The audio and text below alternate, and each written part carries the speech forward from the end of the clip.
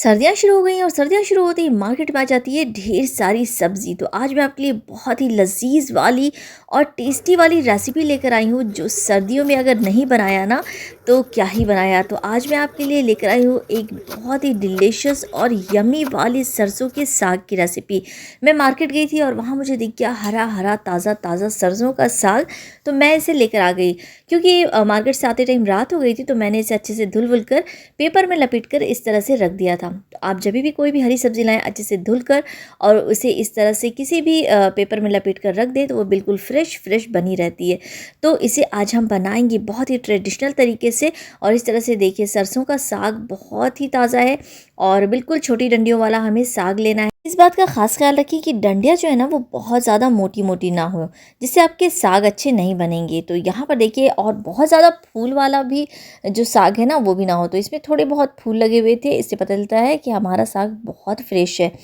और साथ में हमें लेना है पालक का साग। तो यहाँ पर सबसे पहले मैंने 500 ग्राम लिया था सरसों का साग, साथ ही मैंने लिया था 200 ग्राम पालक का साग, और यहाँ पर मैंने लिया था बथुआ का साग, यानी बत्थू का साग, वो मैंने लिया था 100 ग्राम।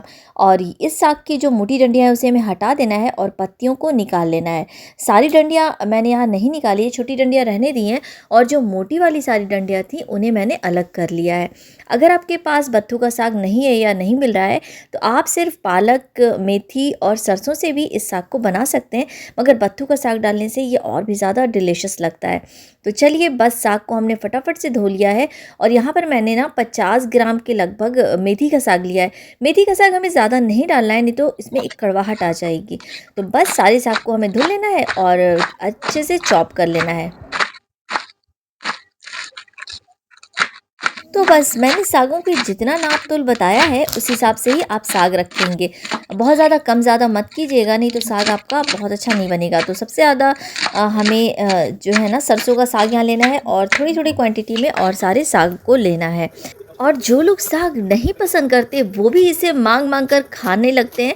और मेरे घर में जो बच्चे हैं, वो तो साग के नाम से ही भागते हैं, मगर जब सरसों का साग बनता है तो उन्हें इतना ज़्यादा पसंद आता है कि वो और भी ज़्यादा माँग कर खाते हैं। तो एक बार ज़रूर से इस रेसिपी को ट्राई कीजिएगा और मुझे कमेंट करके बताइएगा कि आपने इस साग को ट्राई किया तो आपके घरवालों को कैसा लगा। तो बस सारे साग को हमें अच्छे से वॉश कर लेना है, और वॉश करने के बाद से हम लेंगे यहाँ पर एक, आप बड़ा पतीला ले सकते हैं, और जिसमें भी आपको पकाना है आप वो बर्तन ले लें। तो यहाँ पर मैं इसे सबसे पहले कुकर में पकाऊंगी। तो यहाँ पर मैंने एक बड़ा कुकर लिया है, और हमने सबसे पहले इसमें सरसों के साग को डाल दिया है। साथ ही हम इसमें पालक का साग, मेथी का साग और बथुए के साग को भी ऐसे ही डाल देंगे।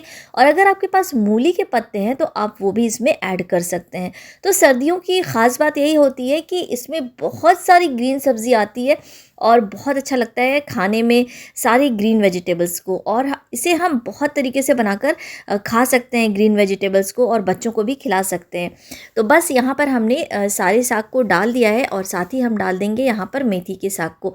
यहाँ पर इस बात का ख्याल रखिएगा कि मेथी का साग हमारा बहुत ज़्यादा नहीं होना चाहिए, नहीं तो साग में कड़वापन थोड़ा सा जो मेथी का होता है वो आ सकता है। तो मेथी का साग हमें सबसे ज़्यादा कम रखना है। सारे साग को हमने अच्छे से डाल दिया है। अब इसमें डालेंगे कुछ मसाले। तो यहाँ सबसे पहले मैंने एक पोटली लहसुन को अच्छे से चॉप कर लिया है। साथ ही मैंने यहाँ पर थोड़ा सा अदरक, यानी कि आप 2 इंच अदरक का टुकड़ा मान लें, और 5 से 6 हरी मिर्ची मैंने इसमें अच्छे से क्रश कर ली है, वो भी इसमें डाल दी है।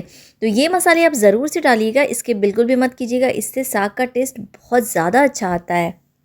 साथ ही हम इसमें डालेंगे नमक। तो नमक यहाँ पर मैं हाफ़ टी स्पून डाल रही हूँ, क्योंकि साग में हल्का सा जो है ना, नमक वाला फ्लेवर रहता है। तो आप नमक पहले कम ही डालें, और गलने के बाद इसका जो क्वांटिटी है वो भी अच्छी खासी कम हो जाती है। और साथ में हम डालेंगे पानी। तो पानी हमें बहुत ज़्यादा कम डालना है, लगभग आप आधे कप से भी कम पानी डालें, क्योंकि साग हमारा पानी रिलीज़ करेगा, जिससे बहुत ज़्यादा पानी हमें इसमें नहीं डालना है। बस अब इसे हम रख देते हैं चूल्हे पर, और हाई फ्लेम पर हम इसे लगाएंगे एक सीटी, और उसके बाद जब एक सीटी आ जाएगी तो हम फ्लेम को कर देंगे यहाँ पर कम, और लगभग हमें 5 मिनट तक इसे पकाना है और लो फ्लेम पर। और पकने के बाद जब कुकर ठंडा हो जाए तो हम इसे खोल देंगे।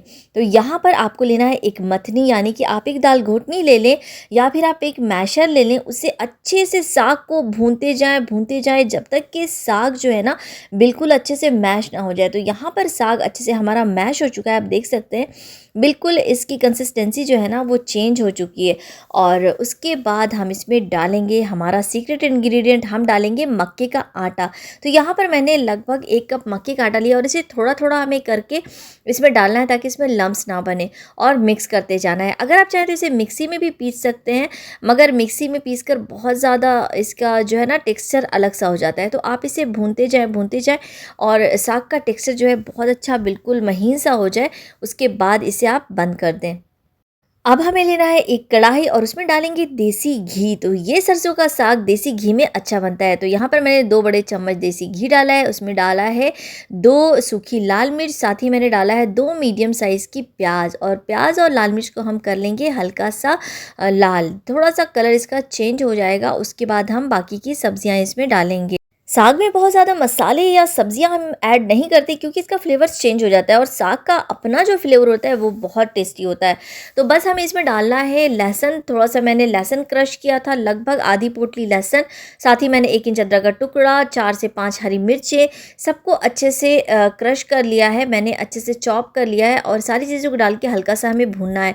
तो अदरक और हरी मिर्चें आप अपने हिसाब से एडजस्ट कर लीजिएगा, अगर बच्चे हैं तो आप हरी मिर्चें कम डालिएगा, और अगर आप तीखा खाना पसंद करते हैं तो हरी मिर्च ज़्यादा डालिएगा। साथ ही हम डालेंगे 1 बड़े साइज़ का टमाटर, इसे भी मैंने अच्छे से चॉप कर लिया। और सब्ज़ी का कलर हमें बहुत ज़्यादा चेंज नहीं करना है, बस हल्का सा गुलाबीपन आ जाए प्याज और सारी चीज़ों में। तो उसके बाद हमें डालना है टमाटर। टमाटर डाल के हमें इसे थोड़ा देर भूनना है ताकि टमाटर हमारा थोड़ा सॉफ्ट हो जाए।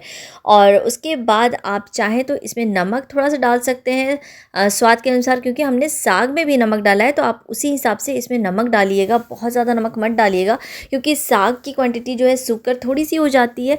तो नमक आप उसी हिसाब से डालें, नमक बहुत ज़्यादा ऐड ना करें। तो बस आप अपने हिसाब से नमक यहाँ पर डाल दें। और साथ ही हम डालेंगे धनिया पाउडर। तो यहाँ पर मैंने 1.5 टीस्पून धनिया पाउडर डाला है, और कोई भी मसाले हम इसमें ऐड नहीं करेंगे क्योंकि हमें जो साग का प्योर फ्लेवर है वो चाहिए। अगर हम गरम मसाला ये वो डाल देंगे ना तो वो साग का जो फ्लेवर होता है वो दब जाता है। तो बस हमें डालना है धनिया पाउडर और साथ ही हमें डालना है नमक। और अब हमारा साग जो बिल्कुल रेडी हो चुका था, प्यूरे जैसा जो बन गया था, भूनते भूनते हमें इसे प्योरे करना है। अगर आपको पीसना है मिक्सर में तो आप पीस भी सकते हैं, मगर वो वाला टेक्सचर जो होता है ना वो नहीं आ पाएगा, वो ये बिल्कुल पेस्ट जैसा बन जाएगा। तो आप चाहें तो मिक्सर में 1-2 बार घुमा लें और फिर आप इसे सारे पेस्ट को इस मसाले में डाल दें। और साथ ही हम डालेंगे बिल्कुल थोड़ा सा पानी। अगर आपको यहाँ पर कंसिस्टेंसी थोड़ा थिक लगे तो आप और भी पानी डाल सकते हैं, और इसकी कंसिस्टेंसी जो है ना वो अपने हिसाब से एडजस्ट कर सकते हैं। तो ये बहुत ज़्यादा पतला भी नहीं रहता है और बहुत ज़्यादा गाढ़ा भी नहीं रहता है, और इतनी ज़बरदस्त खुशबू आ रही है। आप इसे पूड़ी के साथ, पराठे के साथ या फिर मक्के की रोटी के साथ भी खा सकते हैं और बहुत लजीज लगता है। और अब मैं इसमें डाल रही हूँ एक सीक्रेट चीज़, तो ये है घर की मलाई। तो जितना अगर 1 प्याला मलाई हो भरकर तब तो बहुत अच्छा लगता है। तो यहाँ पर मैंने 1 प्याला भरकर मलाई डाली है जिससे इसका टेक्सचर और भी अच्छा आता है। तो ये ऑप्शनल है, अगर आप डालना चाहें तो डाल सकते हैं वरना स्किप कर सकते हैं, मगर बहुत टेस्टी लगता है।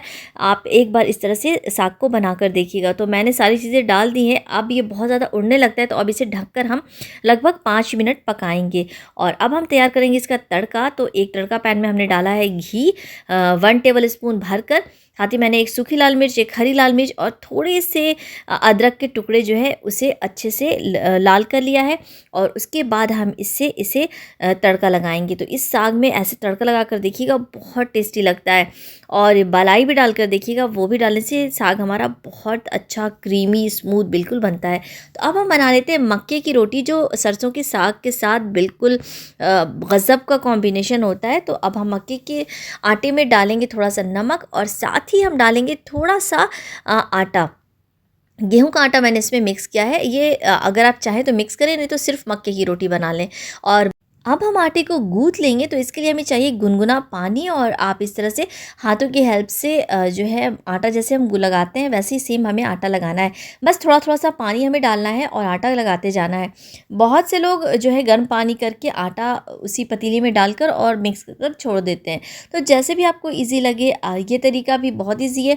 आप इस तरह से भी मक्के की रोटी बना सकते हैं और गेहूँ का आटा डालने से इसे एक बाइंडिंग मिलती है और इसे जो है ना रोटी बनाने में बहुत आसानी होती है। तो बस हमारा आटा यहाँ गुँथ चुका है। आप चाहें तो 5 से 10 मिनट इसे रेस्ट करने के लिए छोड़ सकते हैं और आप चाहें तो इस तरह से हाथों की हेल्प से भी रोटी बना सकते हैं या फिर आप डायरेक्ट चकले पर रखकर रोटी को बेल सकते हैं। ऐसे तो मक्के की रोटी थोड़ा मोटी-मोटी ही बनती है, अगर आप चाहें तो पतली रोटियाँ भी बना सकते हैं, मोटी रोटी भी बना सकते हैं। बहुत ईज़ी है, बहुत मज़ेदार लगता है। ये खाना मक्के की रोटी और सरसों का साग बहुत टेस्टी लगता है। बस हमने रोटियाँ यहाँ बेल ली है, तवे पे इसे डालना है और फटाफट से सारी रोटियों को तैयार कर लेना है। अगर आप चाहें तो रोटी बनाने के टाइम ही थोड़ा-सा घी लगा सकते हैं, मक्खन लगा सकते हैं और अगर आप चाहें तो रोटियाँ बनाने के बाद से घी या मक्खन लगाकर इसे सर्व कर सकते हैं। तो सारी रोटियों को हमें ऐसे ही बस थोड़ी-थोड़ा सा घी लगाकर सेंक लेना है और रोटियाँ बिल्कुल भी हमारी टूटी-फूटी नहीं, रोटियाँ बिल्कुल परफेक्ट बनी है। साग तो इतना ज़बरदस्त बना है कि जब तक आप बनाएँगे नहीं, ट्राई नहीं करेंगे, आप कैसे समझेंगे? तो फटाफट से इस मक्के की रोटी और सरसों के साग को ट्राई कीजिए, क्योंकि सर्दी में अगर इसे नहीं बनाया तो फिर क्या ही बनाया। और साथ में मक्खन के साथ इसे सर्व कीजिए, क्या ही लज़ीज़ लगता है, बहुत टेस्टी लगता है और मेरे घर में तो सब इसे बहुत ज़्यादा शौक से खाते हैं और यहाँ मैं ट्राई कर रही हूँ। बहुत, बहुत, बहुत टेस्टी बना है ये। और आपको ये वीडियो अच्छा लगे तो ज़रूर से लाइक कीजिए, चैनल पे पहली बार आएँ तो सब्सक्राइब कीजिए और ये रेसिपी ज़रूर से एंजॉय कीजिए। मिलते हैं नेक्स्ट वीडियो में, तब तक के लिए बाय बाय।